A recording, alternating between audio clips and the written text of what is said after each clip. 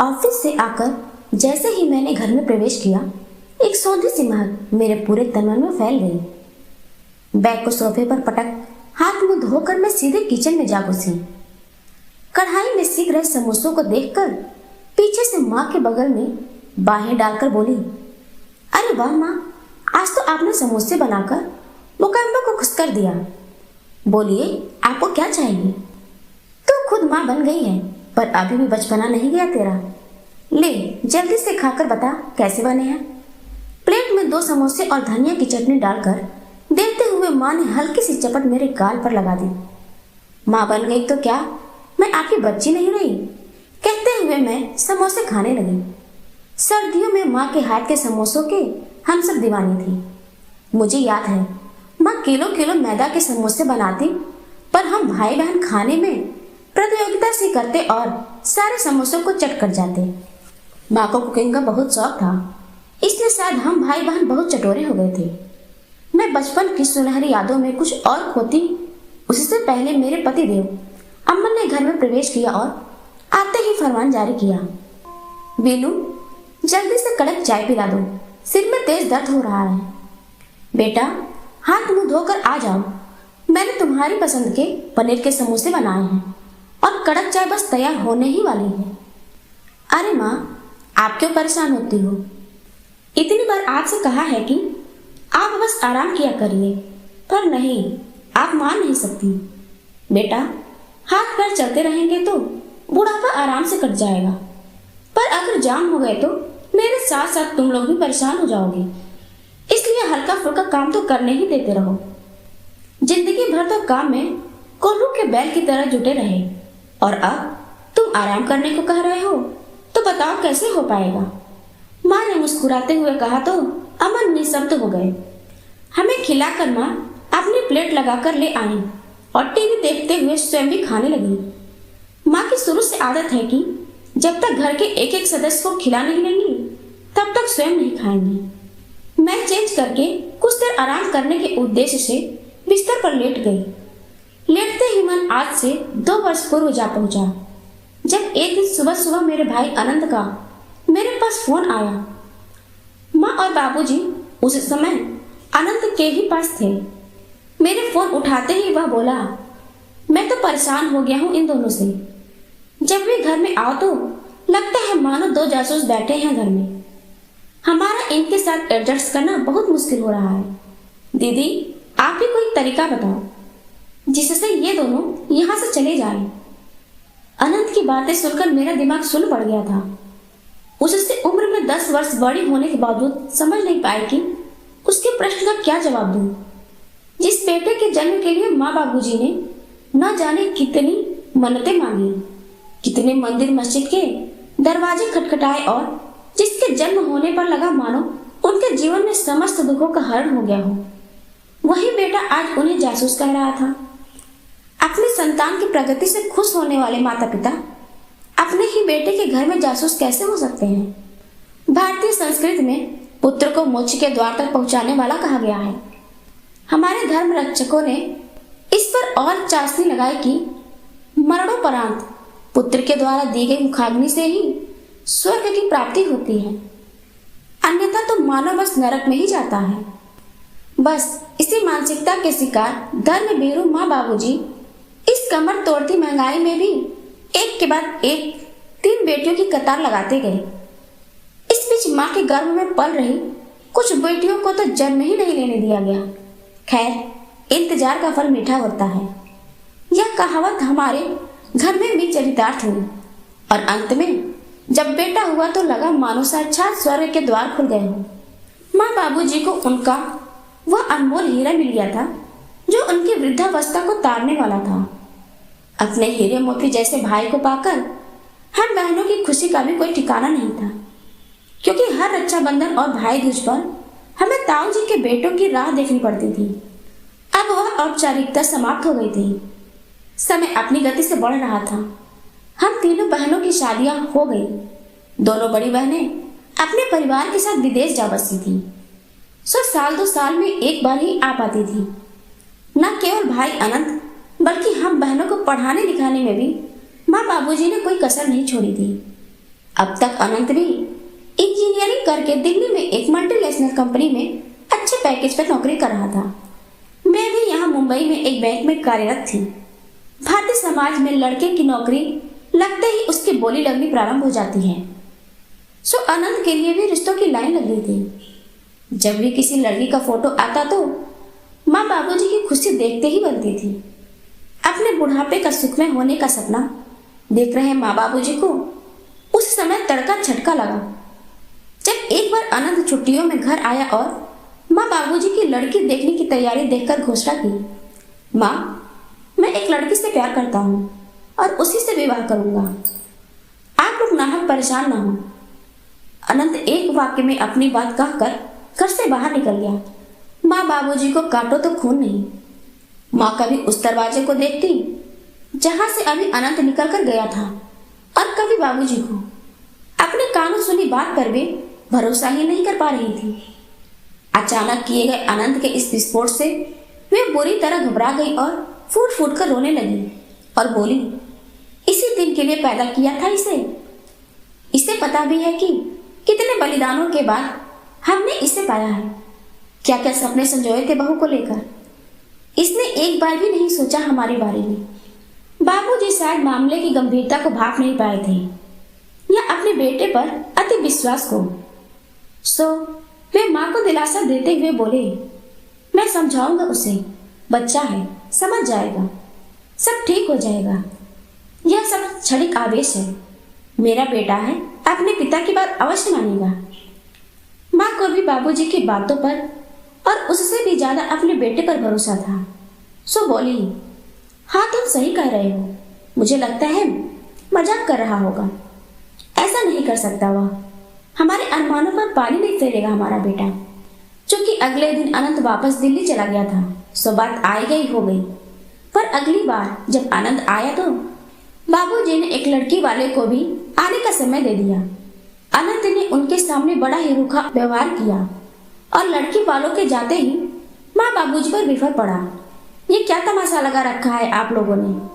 जब मैंने आपको बता दिया कि मैं एक लड़की से प्यार करता हूँ और शादी भी उसी से करूंगा, फिर इन लोगों को क्यों बुलाना। वह मेरे साथ मेरे ही ऑफिस में काम करती है और यह रही उसकी फोटो। कहते हुए अनंत ने एक पोस्ट कार्ड साइज की फोटो टेबल पर पटक दी। अपने बेटे की बातों को सुन रही माँ ने लपक कर टेबल से फोटो उठा ली। सामान्य से नए नक्श और सांवले रंग की लड़की को देखकर उनकी त्योरियां चढ़ गई और बोली, बेटा, ये तो हमारे घर में पैबंद जैसी लगेगी। तुझे इसमें क्या दिखा जो तू लट्टू हो गया। माँ, मेरे लिए नए नक्श और रंग नहीं बल्कि गुण और योग्यता मायने रखते हैं और यामिनी बहुत योग्य है। हाँ, एक बात और बता दो कि यामिनी हमारी जाति की नहीं है। अनंत ने कुछ सहमते हुए कहा, अपनी जाति की नहीं है मतलब? बाबूजी गरजते स्वर में बोले, मतलब वह जाति से वर्मा है। अनंत ने दबे स्वर में कहा, वर्मा मतलब सुनार। यही दिन और देखने को रह गया था। ब्राह्मण परिवार में एक सुनार की बेटी बहू बनकर आएगी। वाह वाह, इसी दिन के लिए तो पैदा किया था तुझे। यह सब देखने से पहले मैं मर क्यों न गया। मुझे यह शादी कतई मंजूर नहीं। बाबूजी आवेश और क्रोध से कांपने लगे थे। इसी तरह माँ ने उन्हें संभाला। तो ठीक है, यह नहीं तो कोई नहीं। मैं आप लोगों की खुशी के लिए आजीवन कुंवारा रहूंगा। अनंत अपना फैसला सुनाकर घर से बाहर चला गया था। उस दिन न घर में खाना बना और न ही किसी ने कुछ खाया। प्रतिपल हंसी खुशी से गुंजायमान रहने वाले हमारे घर में ऐसी मनहूसियत छाई कि सबके जीवन से उल्लास और खुशी ने मानो अपना मुंह ही फेर लिया हो। विवाहित होने के बावजूद हम बहनों को भी इस घटना ने कुछ कम प्रभावित नहीं किया। माँ बाबूजी का दुख हमसे देखा नहीं जाता और भाई अपने पर अटल था। पर शायद समय सबसे बड़ा मरहम होता है। कुछ ही माह में पुत्र मोह में डूबे माँ बाबूजी को समझ आ गया था कि अब उनके पास बेटे की बात मानने के अलावा कोई चारा नहीं है। जिस घर की बेटियों को उनकी मर्जी पूछे बगैर ससुराल के लिए विदा कर दिया गया था, उस घर में बेटे की इच्छा का मान रखते हुए अंतर जाति विवाह के लिए भी जोर शोर से तैयारियां की गई। अनंत माँ बाबूजी की कमजोर नस थी। सो उनके पास और कोई चारा भी नहीं था। खैर, गाजे बाजे के साथ हम सभी यामिनी को हमारे घर की बहू बनाकर ले आए थे। सावली रंगत और बेहद साधारण नए नक्श वाली यामिनी गोरे चिट्टे लंबे कदकाठ और बेहद सुंदर व्यक्तित्व के स्वामी अनंत के आसपास जरा भी नहीं ठहरती थी। पर कहते हैं ना कि दिन आया गधी पे तो परी क्या चीज है। एक तो बड़ा जनरेशन गैप, दूसरे प्रेम विवाह, तीसरे माँ बाबू जी की बहू से आवश्यकता से अधिक अपेक्षा। इन सब के कारण परिवार के समीकरण धीरे धीरे गड़बड़ाने लगे थे। बहू के आते ही जब माँ बाबू जी ने ही अपनी जिंदगी से अपनी ही पेट जाई बेटियों को दूध की मक्खी की तरह निकाल फेंका था, तो बेटे बहू के लिए तो मैं स्वतः ही महत्वहीन हो गई थी। कुछ ही समय में बहू ने अपने तेवर दिखाने शुरू कर दिए थे। अनंत और उसकी पत्नी यामिनी को परिवार के किसी भी सदस्य से कोई मतलब नहीं था। कुछ समय पूर्व ही यामिनी की डिलीवरी होने वाली थी। तब माँ बाबूजी गए थे अनंत के पास। नवजात पोते के मुंह में बड़ी मुश्किल से 1 माह तक रहे थे दोनों। तभी अनंत ने मुझसे उन्हें वापस भोपाल आने का उपाय पूछा था। मैंने भी एन प्रकार उन्हें दिल्ली से भोपाल वापस आने के लिए राजी कर लिया था। अभी उन्हें आए कुछ माह ही हुए थे कि अचानक एक दिन बाबूजी को दिल का दौरा पड़ा और वे इस दुनिया से कूच कर गए। पीछे रह गई माँ अकेली। लोकलाज निभाते हुए अनंत माँ को अपने साथ ले तो गया, परंतु वहाँ के दम घोटू वातावरण और यामिनी के कटु व्यवहार के कारण वे वापस भोपाल आ गई और अब तो पुनः दिल्ली जाने से साफ इनकार कर दिया। सोने पे सुहागा यह कि अनंत और यामिनी ने भी माँ को अपने साथ ले जाने में कोई रुचि नहीं दिखाई। मनुष्य का जीवन ही ऐसा होता है कि एक समस्या का अंत होता है तो दूसरी उठ खड़ी होती है। अचानक एक दिन माँ बाथरूम में गिर गई और अपना हाथ तोड़ बैठी। अनंत ने इतनी छोटी सी बात के लिए भोपाल आना उचित नहीं समझा। बस फोन पर ही हालचाल पूछकर अपने कर्तव्य की इतिश्री कर ली। दोनों बड़ी बहनें तो विदेश में होने के कारण यूं भी सारी जिम्मेदारियों से मुक्त थी। बची मैं। सो अनंत का रूप देखकर मेरे अंदर बेटी का कर्तव्य भाव जाग उठा। फ्रैक्चर के बाद जब माँ को देखने गई तो उन्हें अकेला एक नौकरानी के भरोसे छोड़कर आने की मेरी अंतर आत्मा ने गवाही नहीं दी और मैं माँ को अपने साथ मुंबई लेकर आ गई। मैं कुछ और आगे की यादों में विचरण कर पाती, तभी मेरे कानों में अमन का स्वर गूंजा। कहाँ हो भाई, खाना वाना मिलेगा? 9 बजने जा रहे हैं। मैंने अपने खुले बालों का जूड़ा बनाया और फटाफट किचन में जा पहुंची। देखा तो माँ ने रात के डिनर की पूरी तैयारी कर ही दी थी, बस केवल पराठे बनाने शेष थे। मैंने फुर्ती से गैस जलाई और सबको गर्मा गर्म पराठे खिलाए। सारे काम समाप्त करके मैं अपने बेडरूम में आ गई। अमन तो लेटते ही खर्राटे लेने लगे थे, पर मैं तो अभी अपने विगत से ही बाहर नहीं आ पाई थी। आज भी वह दिन मुझे याद है जब माँ को देखने गई। मैं वापस माँ को अपने साथ लेकर लौटी थी। मुझे एयरपोर्ट पर लेने आए अमन ने माँ के आने पर उत्साह नहीं दिखाया था, बल्कि घर आकर तर्क स्वर में बोली, ये सब क्या है मीनू? मुझसे बिना पूछे इतना बड़ा निर्णय तुमने कैसे ले लिया? कैसे मतलब? अपनी माँ को अपने साथ लाने के लिए मुझे तुमसे परमिशन लेनी पड़ेगी? मैंने भी कुछ व्यंग्यात्मक स्वर में उत्तर दिया। क्यों? अब क्यों नहीं ले गया इनका सगा बेटा इन्हें अपने साथ, जिसके लिए इन्होंने बेटी तो क्या दामादों तक को सदैव नजरअंदाज किया। अमन आखिर वे मेरी माँ है, वह नहीं ले गया तभी तो मैं लेकर आई हूँ। माँ है वो मेरी, ऐसे ही तो नहीं छोड़ दूंगी। मेरी बात सुनकर अमन चुप तो हो गए, पर कहीं न कहीं अपनी बातों से मुझे जता गए कि माँ का यहाँ लाना उन्हें जचा नहीं। इसके बाद मेरी असली परीक्षा प्रारंभ हो गई थी। अपने 20 साल के वैवाहिक जीवन में मैंने अमन का जो रूप आज तक नहीं देखा था, वह अब मेरे सामने आ रहा था। घर आकर सबसे बड़ा यह प्रश्न था हमारे 2 बेडरूम के घर में माँ को ठहराने का। 10 वर्षीय बेटी अवनी के रूप में माँ का सामान रखा तो अवनी एकदम बिदक गई।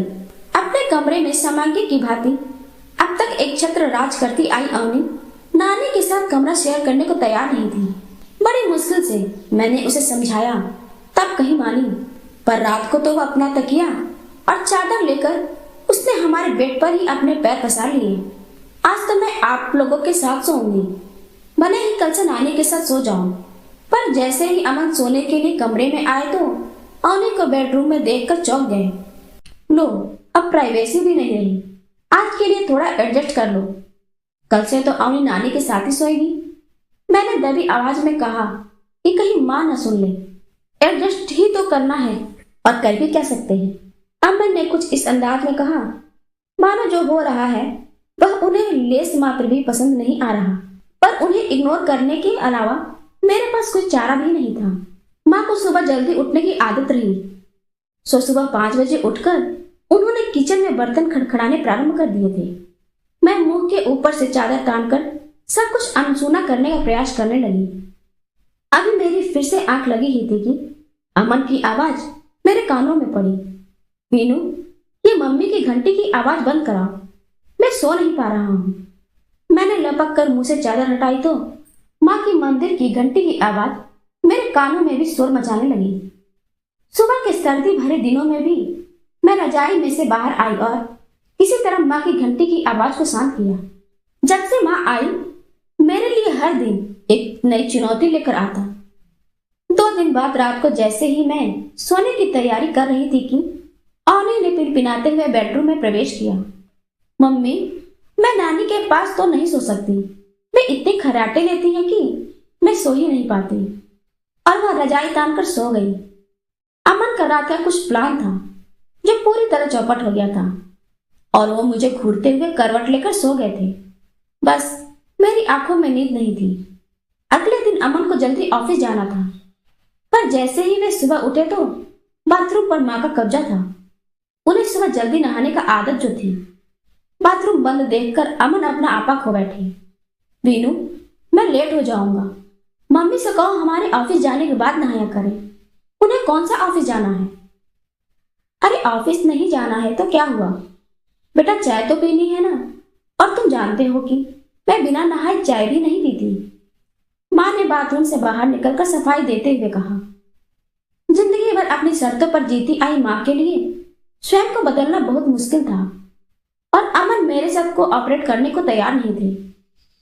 इस सबके बीच मैं खुद को तो भूल ही गई थी। इसी तरह तैयार होकर लेट लगती बैंक पहुंची और शाम को बैंक से निकलते समय दिमाग में बस घर की समस्याएं ही घूमती। इससे मेरा काम भी प्रभावित होने लगा था। मेरी हालत ज्यादा दिनों तक बैंक मैनेजर से छुपी नहीं रही और एक दिन मैनेजर ने मुझे अपने केबिन में बुला लिया। बैठो विनीता, क्या बात है? पिछले कुछ दिनों से देख रही हूँ तुम कुछ परेशान से लग रही हो। ऐसी कोई समस्या है जिसमें मैं तुम्हारी मदद कर सकती हूँ तो बताओ। अपने काम में सदैव परफेक्शन को इम्पोर्टेंस देने वाली विनीता के काम में अब खामियां आ रही हैं, इसीलिए मैंने तुम्हें बुलाया। नहीं मैम, ऐसी कोई बात नहीं है, बस कुछ दिनों से तबीयत ठीक नहीं चल रही है। सॉरी, अब मैं आगे से ध्यान रखूंगी। कहकर मैं मैडम के केबिन से बाहर आ गई। क्या कहूँ मैडम से कि बेटियां कितनी भी पढ़ लिख लें, आत्मनिर्भर हो जाए, पर अपने माता पिता को अपने साथ रखने या उनकी जिम्मेदारी उठाने के लिए पति का मुंह ही देखना पड़ता है। एक पति अपनी पत्नी से अपने माता पिता की सेवा करवाना तो पसंद करता है, परंतु सास ससुर की सेवा करने में अपनी हेठी समझता है। समाज की इस दोहरी मानसिकता से अमन भी अछूता नहीं था। यदि वह चाहता तो माँ के साथ भली भांति तालमेल बैठाकर नित्य नई उत्पन्न होने वाली समस्याओं को काफी हद तक कम कर सकता था। यूं भी हम दोनों मिलकर अब तक के जीवन में आए प्रत्येक समस्या का सामना करते ही आए थे, परंतु जब से माँ आई हैं, अमन ने उसे अकेला कर दिया। बीती यादों को सोचते सोचते कब उसकी आंख लग गई उसे पता ही नहीं चला। सुबह बेड के बगल की खिड़की के झीले पर्दों से आती सूरज की मध्यम रोशनी और चिड़ियों की चहचहाहट से उसकी नींद खुल गई। तभी अमन ने चाय के ट्रे के साथ कमरे में प्रवेश किया। उठिए मैडम, मेरे हाथों की चाय से अपने संडे का आगाज कीजिए। ओह, क्या बात है, आज तो मेरा संडे बन गया। मैं फ्रेश होकर चाय का कप लेकर अमन के बगल में बैठ गई। तो आज संडे का क्या प्लान है मैडम? मम्मी और अवनी भी आते ही होंगे। मम्मा, आज हम लोग वंडरला पार्क चलेंगे फॉर होल डे एंजॉयमेंट। चलोगे ना मम्मा? और नानी भी हमारे साथ चलेंगे। माँ के साथ वॉक करके लौटी अवनी ने हमारी बातें सुन संडे का अपना प्लान बताया। हाँ हाँ, हम सब चलेंगे। चलो जल्दी से ब्रेकफास्ट करके सब तैयार हो जाओ। मेरे बोलने से पहले ही अमन ने घोषणा कर दी। पूरे दिन के एंजॉयमेंट के बाद लेट नाइट जब घर लौटे तो सब थककर चूर हो चुके थे, सो नींद के आगोश में चले गए। मुझे लेटते ही वह दिन याद आ गया जब माँ के आने के बाद एक दिन यूएस से अमन की माँ ने फोन करके बताया कि अगले हफ्ते वे इंडिया वापस आ रही हैं। 4 साल पहले अमन के पिता का एक बीमारी के चलते देहांत हो गया था। उसके बाद से उनकी माँ ने ही अपने दोनों बच्चों को पाल पोस कर बड़ा किया। अमन 2 ही भाई बहन हैं, जिनमें दीदी की शादी एक एनआरआई से हुई, तो वे विवाह के बाद से ही अमेरिका जा बसी थी। पिछले दिनों उनकी डिलीवरी के समय मम्मी जी वहां गई थी और अब उनका वापसी का समय हो गया था, सो आ रही थी। दोनों बच्चे अपनी माँ से बहुत अटैच थे। उस दिन मैं बैंक से वापस आई तो अमन का मुंह फुला हुआ था। जैसे ही माँ सोसाइटी के मंदिर में गई थी, वे फट पड़े। अब बताओ, मेरी माँ कहाँ रहेगी? क्या सोचेगी वे कि मेरे बेटे के घर में तो मेरे लिए जगह तक नहीं है? आखिर इंडिया में है ही कौन मेरे अलावा जो उन्हें पूछेगा? तुम्हारे तो और भाई बहन भी हैं, मैं तो एक ही हूं ना मेरी माँ के लिए। अमन थोड़ी शांति तो रखो, आने दो मम्मी जी को, सब हो जाएगा। मैंने कहा मना किया है उनकी जिम्मेदारी उठाने से, पर अपनी माँ की जिम्मेदारी भी है मेरे ऊपर। यह कहकर कि और भाई बहन उन्हें रखेंगे अपने पास, मैं कैसे अकेला छोड़ दूं उन्हें? आखिर मेरा भी पालन पोषण उन्होंने ही किया है। मेरी इतनी दलीलों में से एक भी शायद अमन को पसंद नहीं आई थी और वे अपने फूले हुए मुंह के साथ बेडरूम में जाकर टीवी देखने लगे थे। 1 सप्ताह बाद जब सासू माँ आई तो मैं बहुत डरी हुई थी कि अब न जाने किन नई समस्याओं का सामना करना पड़ेगा। यद्यपि मैं अपनी सास की समझदारी की शुरू से ही कायल रही हूँ, परंतु मेरी माँ को यहाँ देखकर उनकी प्रतिक्रिया से तो अनजान ही थी। मैंने सासू माँ के रहने का इंतजाम भी माँ के कमरे में ही कर दिया था, जो अमन को पसंद तो नहीं आया, परंतु 2 बेडरूम के फ्लैट में और कोई इंतजाम होना संभव ही नहीं था। मेरी माँ की अपेक्षा सासू माँ कुछ अधिक यंग, खुश मिजाज, समझदार और सकारात्मक विचारधारा की थी। मेरे भी उनसे अच्छी पड़ती थी, इसीलिए तो उनके आने के दूसरे दिन अवसर देखकर अपनी सारी परेशानियां बयां करते हुए रो पड़ी थी। उन्होंने मुझे गले लगाया और बोली, तू चिंता मत कर, मैं कोई समाधान निकालती हूँ, सब ठीक हो जाएगा। उनकी अपेक्षा मेरी माँ का जीवन के प्रति उदासीन और नकारात्मक होना स्वाभाविक भी था, क्योंकि पहले बेटे की चाह में बेटियों की कतार, फिर बेटे बहू की उपेक्षा, आखिर इंसान की सहने की भी सीमा होती है। परिस्थितियों ने उन्हें एकदम शांत, निरुत्साही बना दिया था। वहीं सासू माँ के 2 बच्चे और दोनों ही वेल सेटल। 2-4 दिन सब एब्जॉर्ब करने के बाद उन्होंने अपने साथ माँ को भी मॉर्निंग वॉक पर ले जाना प्रारंभ कर दिया था। वापस आकर दोनों एक साथ पेपर पढ़ते हुए चाय पीती थी, जिससे अमन और मुझे अपना पर्सनल काम करने का अवसर प्राप्त हो जाता था। दोनों किचन में आकर मेड की मदद करती, जिससे मेरा काम बहुत आसान हो जाता। जब तक मैं और अमन तैयार होते, माँ और सासू माँ मेड के साथ मिलकर नाश्ता टेबल पर लगा देते। हम चारों साथ साथ नाश्ता करते और ऑफिस के लिए निकल जाते। अपनी माँ को यूं खुश देखकर अमन भी खुश होते। कुल मिलाकर सासू माँ के आने से मेरी कई समस्याओं का अंत होने लगा था। सासू माँ को देखकर मेरी माँ भी पॉजिटिव होने लगी थी। एक दिन जब हम सुबह नाश्ता कर रहे थे तो सासू माँ बोली, विनीता, आज से अवनी अपनी दादी नानी के साथ सोएगी। कितनी किस्मत वाली है कि दादी नानी दोनों का प्यार एक साथ लेगी। क्यों अवनी? हाँ माँ, अब से मैं आप दोनों के नहीं बल्कि दादी नानी के बीच में सोऊंगी। उन्होंने मुझे रोज एक नई कहानी सुनाने का प्रॉमिस किया है। अवनी ने भी चहकते हुए कहा। इस बात से अमन भी बहुत खुश थे, क्योंकि उन्हें उनका पर्सनल स्पेस वापस जो मिल गया था। सासू माँ के आने के बाद मैंने भी चैन की सांस ली थी और बैंक पर वापस ध्यान केंद्रित कर लिया था। अब 3 माह तक हमारे बीच रहकर सासू माँ वापस कुछ दिनों के लिए दिल्ली चली गई थी, पर इन 3 महीनों में उन्होंने मेरे लिए जो किया वो मैं ताउम्र नहीं भूल सकती। सच में इंसान अपनी सकारात्मक सोच और समझदारी से बड़ी समस्याओं को भी चुटकियों में हल कर सकता है, जैसा कि मेरी सासू माँ ने किया था। माँ के मेरे साथ रहने पर भी उन्होंने खुशी व्यक्त करते हुए कहा था, जब मेरी बेटी मेरा ध्यान रख सकती है तो मेरी बहू अपनी माँ का ध्यान क्यों नहीं रख सकती।